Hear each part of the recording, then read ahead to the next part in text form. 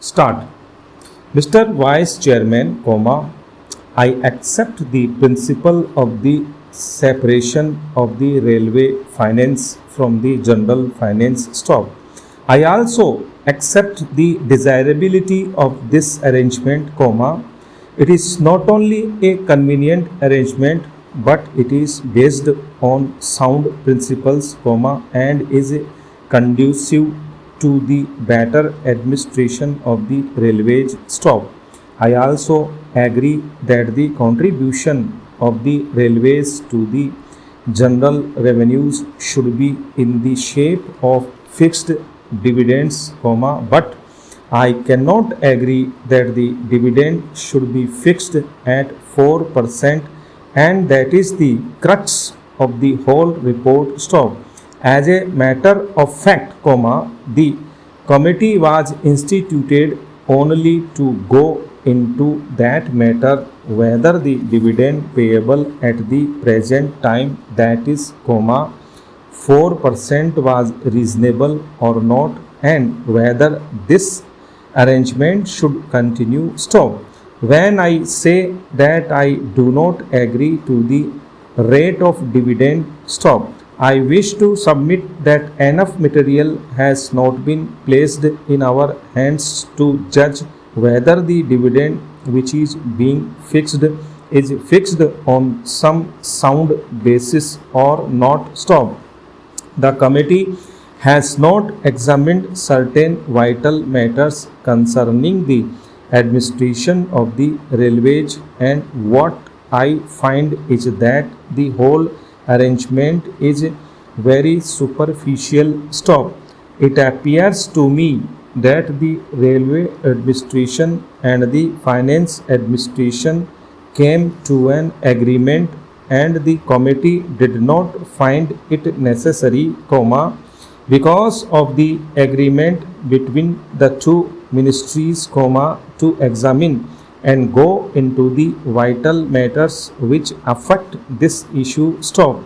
It is not clear how this dividend, if fixed at 4%, is going to react on the working of the railways, and particularly on the future development of the railways, and also on the present structure of the fares and freights. Stop. This question has not at all been examined, and we do not know what reaction it is likely to have. Stop. These are very vital matters, and I think that they need a thorough examination before we can come to correct conclusion in this matter. Stopera. As we know, there is a pressing demand for reduction in the railway fares, particularly for third class passengers. Stop. This demand has been made on the floor of this house, and I think there is great justification behind this demand, and more particularly now when we find that the prices of agricultural goods have gone down, we will have to take into consideration the question whether the rural population, who will get much lesser return for their products now, will be able to pay the same fares and freights. Stop. I also wish to draw your attention to the fact that the Federation of Indian Chambers of Commerce had submitted a memorandum to the Honorable the Railway Minister, asking him for an examination and revision of the freight structure. Stop. I do not know what the position today is, and unless and until we are enlightened about that, unless and until we know where we stand in relation to freights and fares, we are not in a position to take any decision whether the rate of dividend should be 4% or not. Stop.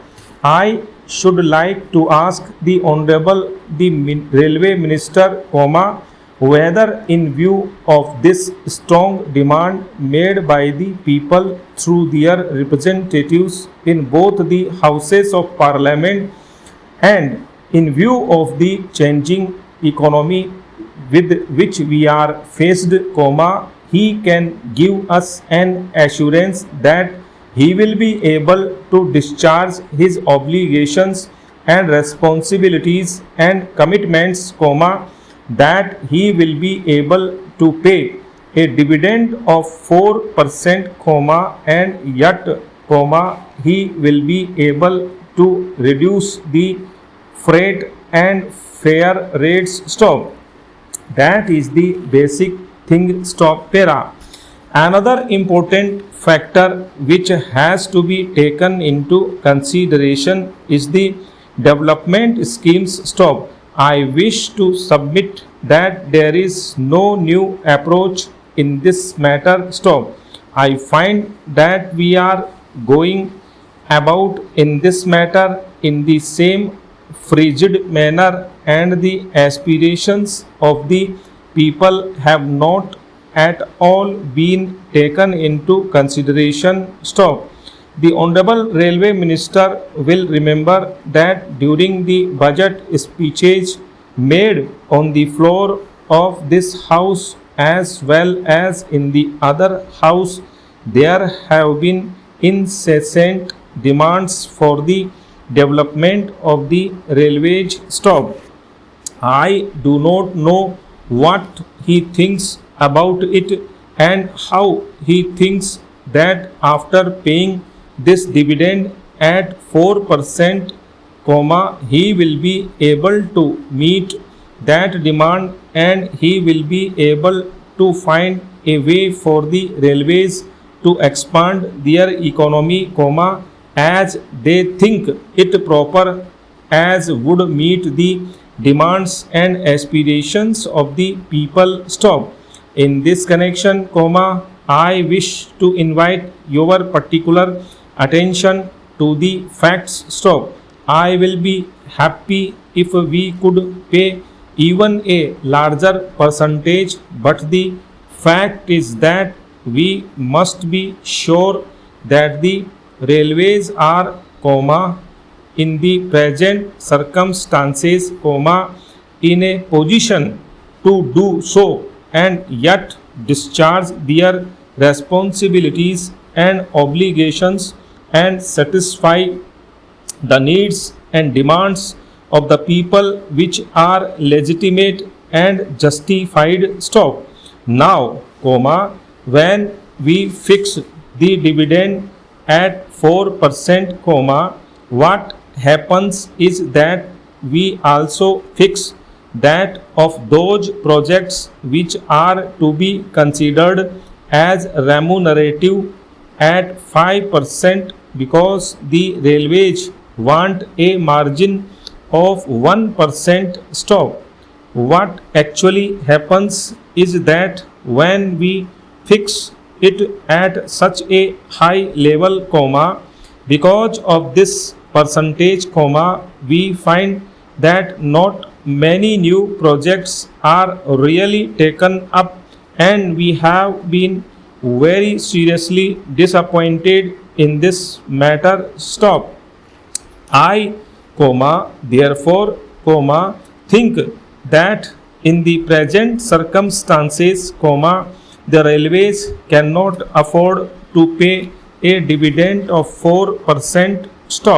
May I ask the Railway Minister whether it is not a fact that even he has not been able to contribute fully, or even he will fall short by about rupees 60 crores in his contribution towards the plan.